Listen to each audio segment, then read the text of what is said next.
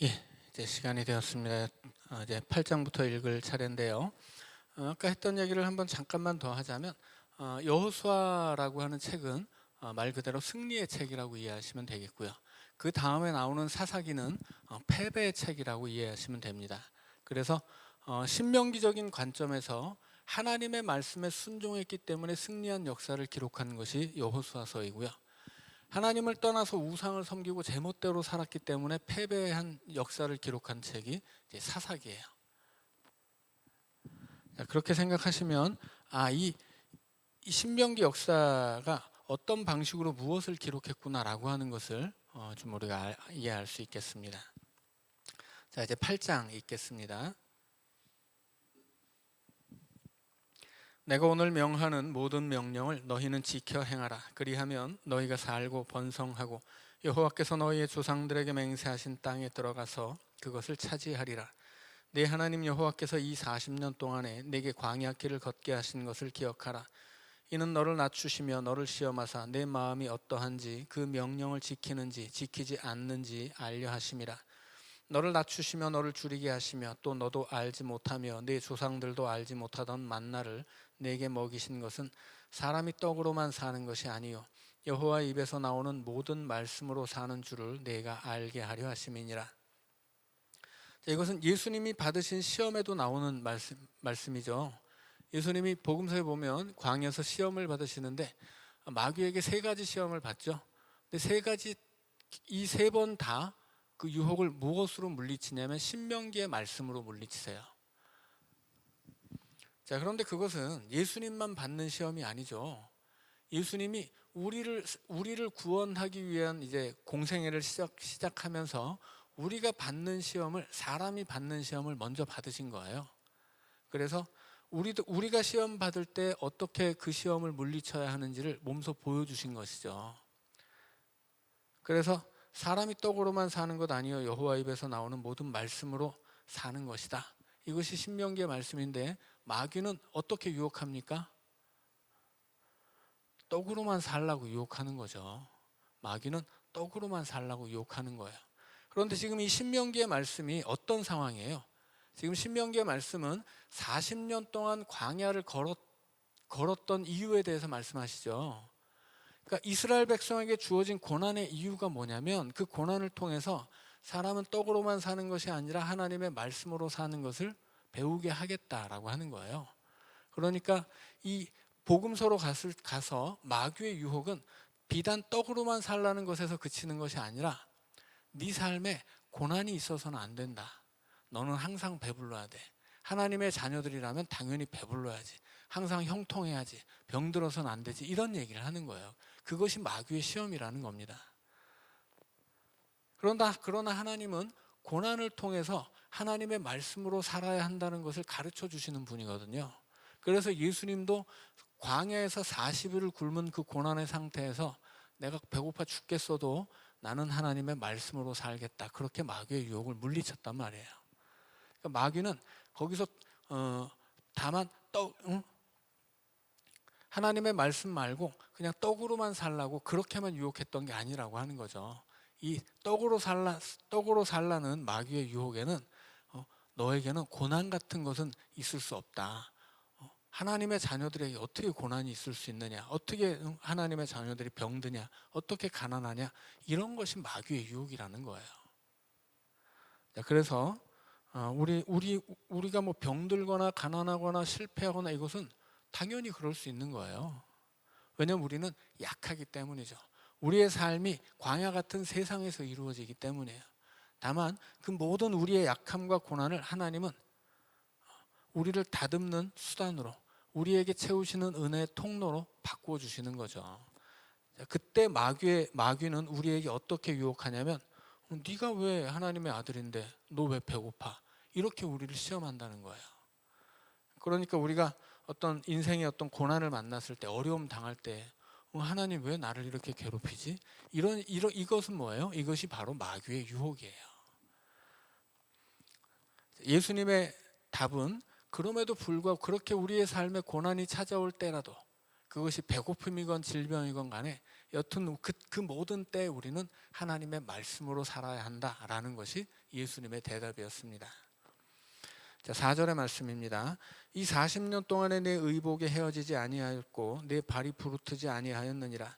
너는 사람이 그 아들을 징계함 같이 내 하나님 여호와께서 너를 징계하시는 줄 마음에 생각하고 내 하나님 여호와의 명령을 지켜 그의 길을 따라가며 그를 경외할지니라.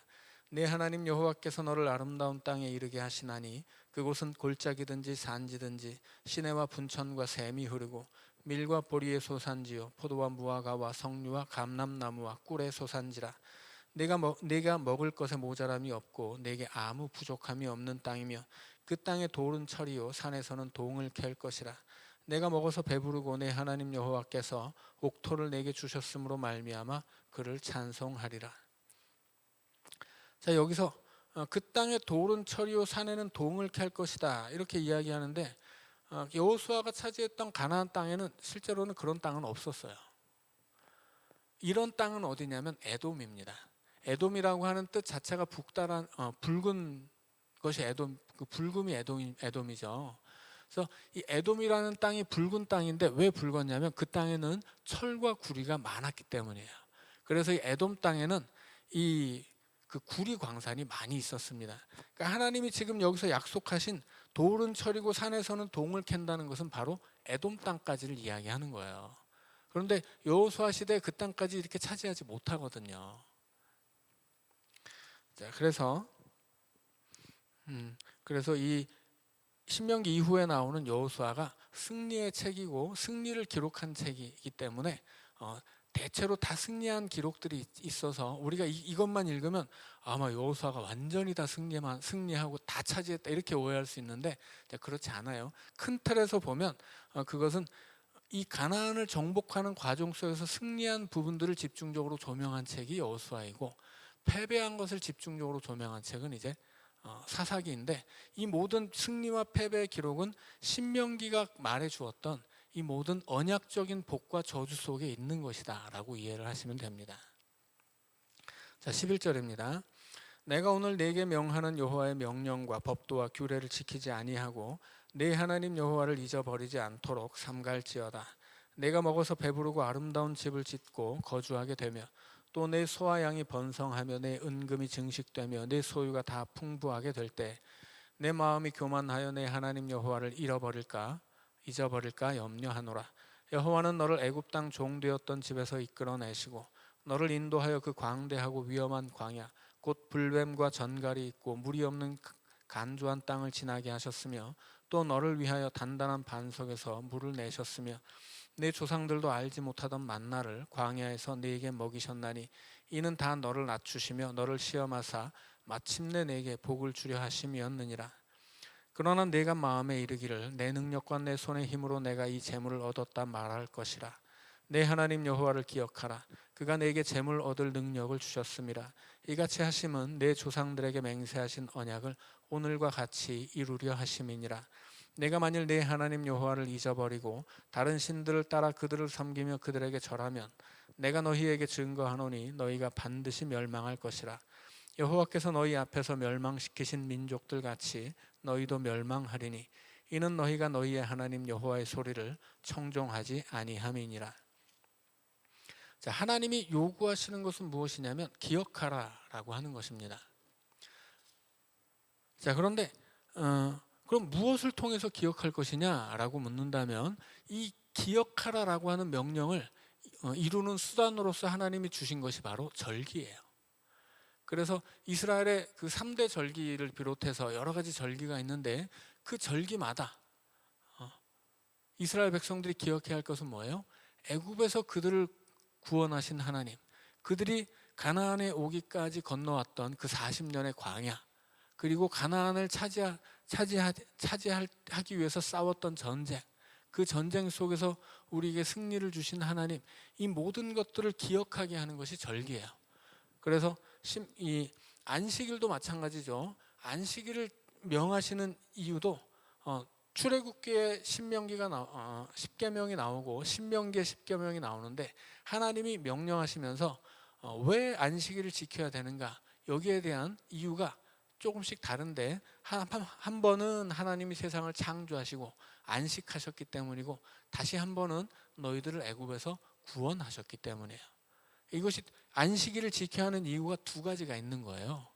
안식일은 이 땅을 창조하신 하나님의 안식 속으로 들어가기 위한 날이라는 것이 하나이고, 그 다음에는 너희들을 애굽의 노예들을 구원해서 하나님 백성 삼으셨으니 하나님의 백성, 너희들이 하나님의 백성이라는 증거를 보이기 위해서, 그것을 확증하기 위해서 안식일을 지켜야 된다라고 하는 것이죠.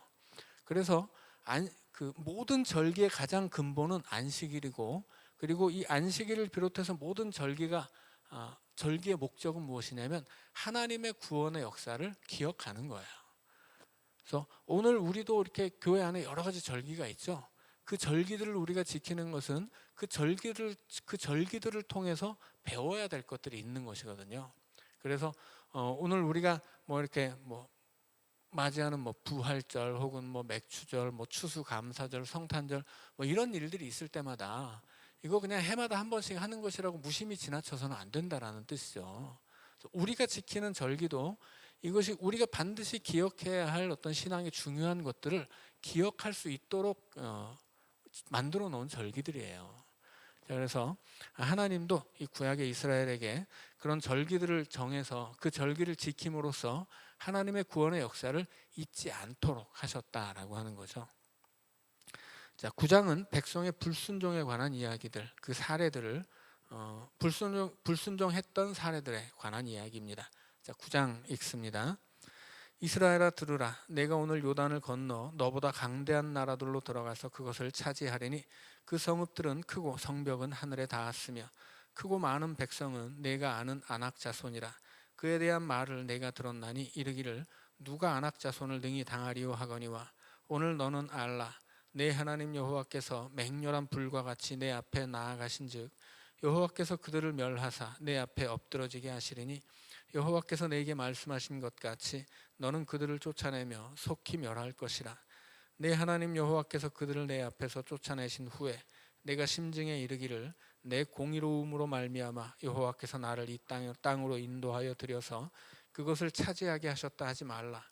이 민족들이 악함으로 말미암아 여호와께서 그들을 내 앞에서 쫓아내심이니라. 내가 가서 그 땅을 차지함은 내 공의로 말미암음도 아니며 내 마음이 정직함으로 말미암음도 아니요 이 민족들이 악함으로 말미암아 내 하나님 여호와께서 그들을 내 앞에서 쫓아내심이라. 여호와께서 이같이 하심은 내 조상 아브라함과 이삭과 야곱에게 하신 맹세를 이루려 하심이니라. 자, 이제 이스라엘 백성들이 가나안 땅으로 들어가서 그 땅에 살고 있었던 이방 족속을 다 쫓아내고 차지하게 될 텐데, 그렇게 하는 이유가 이스라엘 백성들이 잘나서가 아니라는 이야기예요. 너희들이 잘나서가 아니라 걔네들이 너무 악해서예요. 거꾸로 얘기한다면 너희들도 악하게 된다면 쫓겨난다라고 하는 뜻이죠. 그리고 실제적으로 이스라엘의 역사 안에서 쫓겨나죠. 왜냐하면 그 땅은 약속의 땅이기 때문에요. 언약의 땅이니까 언약을 지키는 자들이 그 땅을 차지하고 살아가는 것입니다. 그래서 그 가나안을 차지하는 이유는 거기 살고 있었던 민족이 악하기 때문이지 네가 뭘 잘했기 때문이 아니다. 그러니까 너에게는 자랑할 것이 없다라고 하는 거예요. 이것은 전적으로 하나님의 은혜예요. 그리고 두 번째 이유는 하나님이 언약을 하셨기 때문에 그 언약을 이루려고 하는 것이다. 이거 이스라엘 백성들이 가나안을 차지하는 것은 그러니까 순전히 하나님의 은혜인 거죠. 그들이 뭘 잘한 것도 아니고 그저 하나님이 그 언약을 지키시려고 거기서 살고 있는 악한 사람들 다 쫓아내셔서 주시는 거예요. 자, 6절입니다. 그러므로 내가 알 것은 내 하나님 여호와께서 내게 이 아름다운 땅을 기업으로 주신 것이 내 공의로 말미암음이 아니니라. 너는 목이 곧은 백성이니라. 너는 광야에서 내 하나님 여호와를 경노하게 하던 일을 잊지 말고 기억하라. 내가 애굽 땅에서 나오던 날부터 이곳에 이르기까지 늘 여호와를 거역하였으되 호렙산에서 너희가 여호와를 경노하게 하였으므로 여호와께서 진노하사 너희를 멸하려 하셨느니라. 자, 이제 8절부터 쭉 9장 마지막 절까지 이 불순종의 사례가 이제 나옵니다. 그런데 지금 하나님이 뭐라고 말씀하세요? 너는 목이 곧은 백성이다. 목이 곧은 것에 대해서 설명드렸었죠. 이 나귀 같은 짐승들이 주인이 가져가면 목에다 힘을 빡 주고 버티잖아요.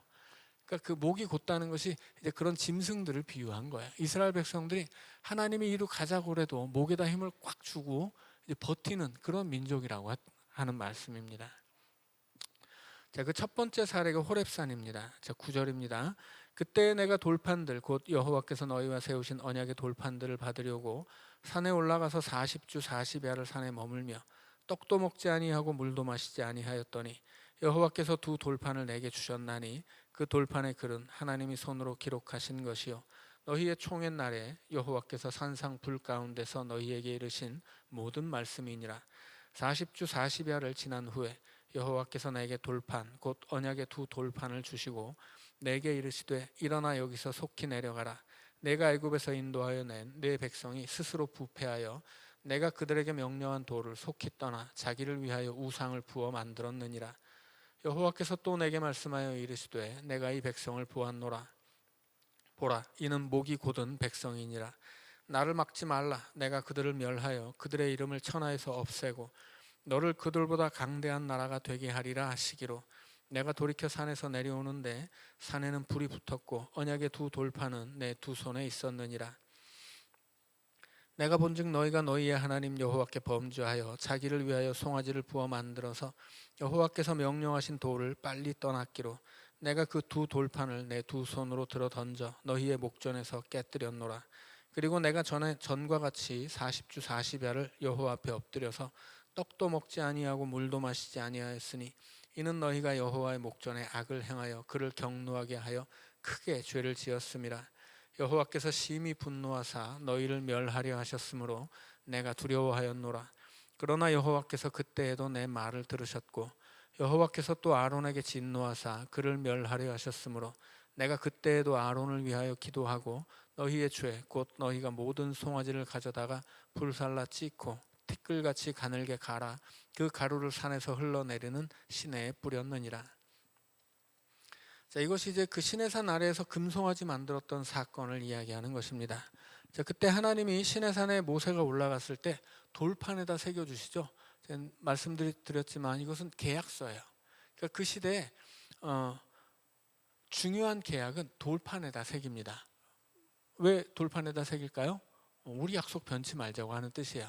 돌판에 새김으로써 이 언약이 영원하다라고 하는 증거인 거죠.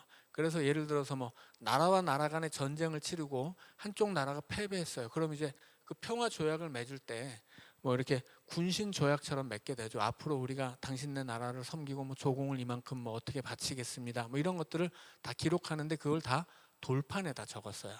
그리고 그 돌판을 이 진 나라에서 잘 보관하고 있어야 됩니다. 이걸 깨뜨리는 건 뭐예요? 약속을 깨겠다는 거예요. 그래서 모세가 그 돌판을 깨뜨렸다는 것은 이제 그 하나님과 맺은 언약이 깨졌다는 뜻이에요. 자, 그런데 하나님이 그 돌판을 다시 새겨주시죠.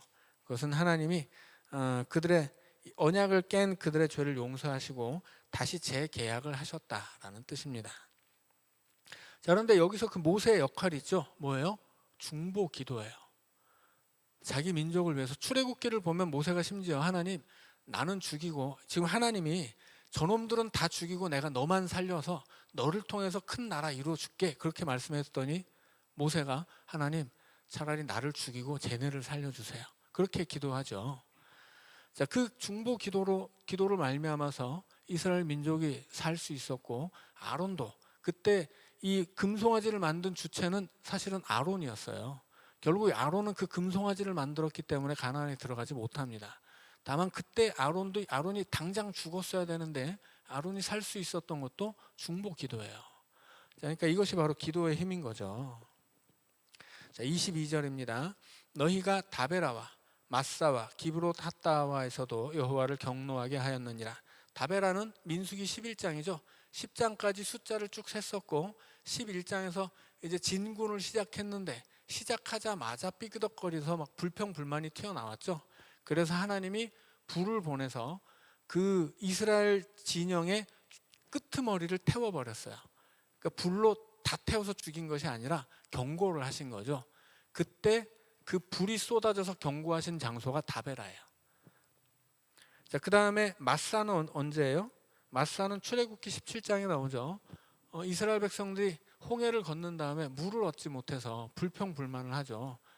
딱 3일 만이었어요. 작심 3일이라서 3일 동안 물을 못 마셨더니 당장 모세 나오라고, 응? 네가 우리 지금 다 죽일 셈이냐고 막 불평불만을 했던 것이 마사였고, 기브롯 핫다와는 민수기 11장 이제 4절에 이제 우리한테 왜 고기를 안 주냐, 그래서 이제 만나는 지겨우니 고기를 내놔라 이래갖고 이제 그 고기가 이에 끼기도 전에 죽은 곳이 기브롯 핫다와입니다. 23절에는 가데스 바네아도 나오죠. 가데스 바네아는 민수기 13장 14장에서 정탐꾼들을 보내서 정탐하게 했는데 돌아와가지고는 뭐 우리가 저 땅에 들어갔다가는 다 죽게 생겼다고 그랬다가 이제 쫓겨나게 되죠. 그 사건이 가데스 바네아에서 있었습니다. 23절 읽습니다. 여호와께서 너희를 가데스 바네아에서 떠나게 하실 때 이르기를 너희는 올라가서 내가 너희에게 준 땅을 차지하라 하시되 너희가 너희의 하나님 여호와의 명령을 거역하여 믿지 아니하고 그 말씀을 듣지 아니하였나니 내가 너희를 알던 날부터 너희가 항상 여호와를 거역하여 왔느니라. 자, 이것이 이스라엘 백성들의 그 현실이에요. 그러니까 앞에서 하나님 말씀하셨죠. 니네가 믿음이 좋고 의롭기 때문에 가나안 땅을 주시는 것이 아니다. 그 땅에 백성들이 악하기 때문이다. 그리고 그 땅을 차지하는 것은 순전히 내가 언약을 지키는 것이지 너희가 잘했기 때문이 아니다 라고 말씀을 하시고, 그리고 그 뒤에 니네들이 뭘 잘못했는지 한번 기억해봐, 그리고 좀 쭉 얘기해 주시는 거예요. 사실은 이것이 실은 우리 자신의 모습인 거죠. 그러니까 우리도 뭔가 이렇게 생각해 보면 우리가 지은 죄가 많잖아요. 그러니까 우리가 뭔가 이렇게 자랑할 것이 없다고 하는 거야. 그러니까 하나님 앞에 지금 하나님이 가나안에 들어가기 전에 이스라엘 백성들한테 너희들 항상 겸손해야 된다, 그 말씀을 하시는 겁니다. 자, 25절입니다. 그때 여호와께서 너희를 멸하겠다 하셨으므로 내가 여전히 40주 40야를 여호와 앞에 엎드리고 여호와께 간구하여 이르되 주 여호와여, 주께서 큰 위엄으로 속량하시고 강한 손으로 애굽에서 인도하여 내신 주의 백성 곧 주의 기업을 멸하지 마옵소서. 주의 종 아브라함과 이삭과 야곱을 생각하사 이 백성의 완악함과 악과 죄를 보지 마옵소서.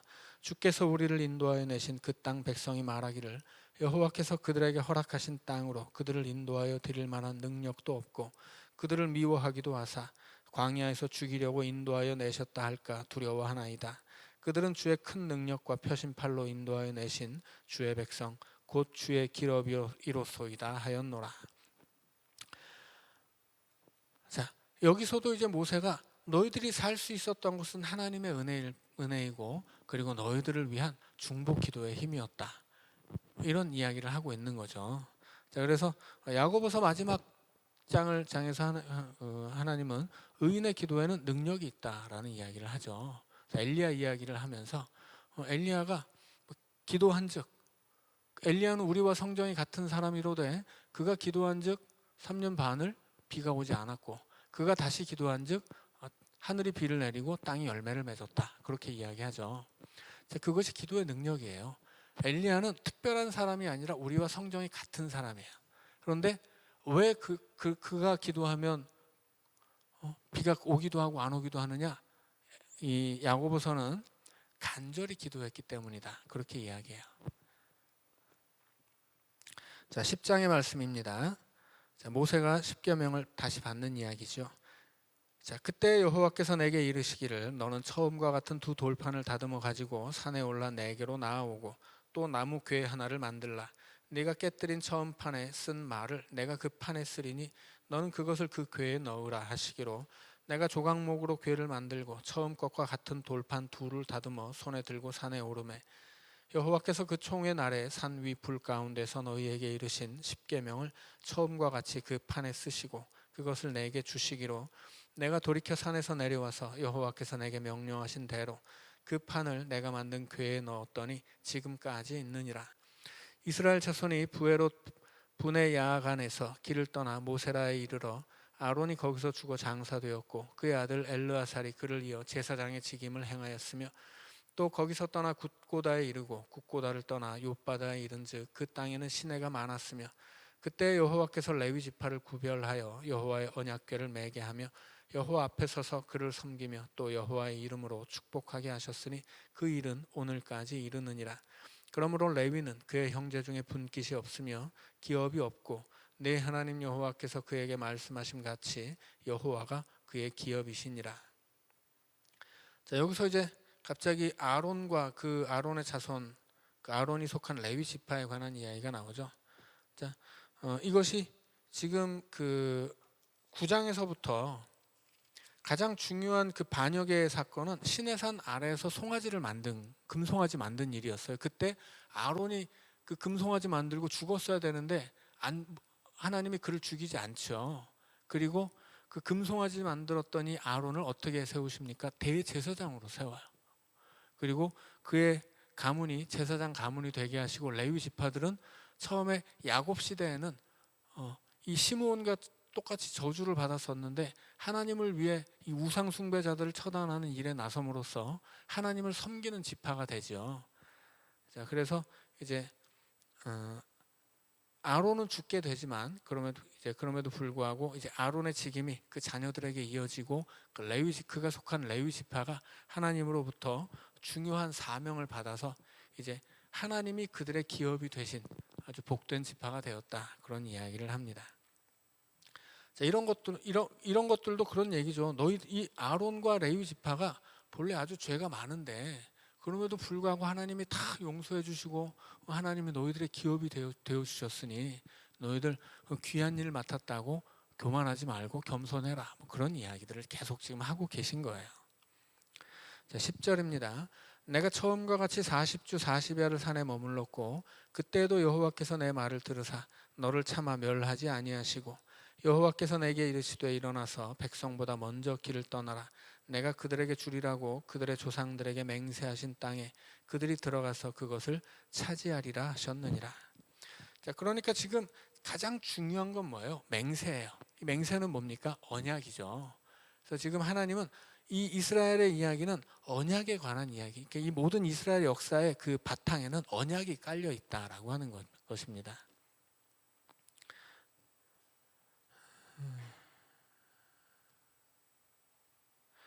자, 오늘은 13절까지 2절만 더 읽고 마치도록 하겠습니다. 이스라엘아, 내 하나님 여호와께서 내게 요구하시는 것이 무엇이냐? 곧 내 하나님 여호와를 경외하여 그의 모든 도를 행하고 그를 사랑하며 마음을 다하고 뜻을 다하여 내 하나님 여호와를 섬기고 내가 오늘 내 행복을 위하여 내게 명하는 여호와의 명령과 규례를 지킬 것 아니냐. 그러니까 지금 모세가 이스라엘 백성들에게 가나안 땅 앞에서 유언을 남기고 있는데 그 유언의 골자는 하나님 말씀 잘 지켜 행하라, 이것입니다. 그런데 그 이유가 뭐예요? 그것은 모세를 위해서도 아니고 그 율법을 주신 하나님을 위해서도 아니고 너희들의 행복을 위해서다라고 지금 얘기하고 있는 거죠. 우리가 하나님 말씀을 지키는 것, 또 그 믿음대로 사는 것, 이것은 우리의 행복을 위해서예요. 그래서 우리도 하나님의 말씀대로 살아야 하는 이유는 이 말씀이 약속하는 우리 인생의 행복이 이 말씀 속에 있고, 우리가 말씀대로 살 때, 믿음 지켜 살 때 하나님 주시는 하늘의 행복이 우리의 삶에 가득하기 때문이다라는 것입니다. 이것을 기억하시고 오늘은 여기까지 읽고 이제 마치겠습니다. 기도하고 마치고요. 이제 3월 달에 뵙도록 하겠습니다. 기도하죠. 사랑의 하나님, 은혜와 사랑을 감사합니다. 우리의 부족함에도 불구하고 우리를 붙잡아 인도하시는 하나님의 은혜를 늘 기억하게 하시고, 우리 삶이 잘되고 형통할 때에도 그 은혜를 잊지 않게 하시며, 우리 삶이 행복할 수 있는 것은 오직 하나님 안에 있을 때, 우리가 믿음 지켜 그 믿음의 울타리 안에 살아갈 때임을 깨닫게 하여 주시옵소서. 우리의 행복을 위해서 하나님 말씀을 붙잡고 살아가는 하나님의 백성들 될 수 있도록 주님 우리를 붙잡아 주옵소서. 예수님 이름으로 기도하옵나이다. 아멘.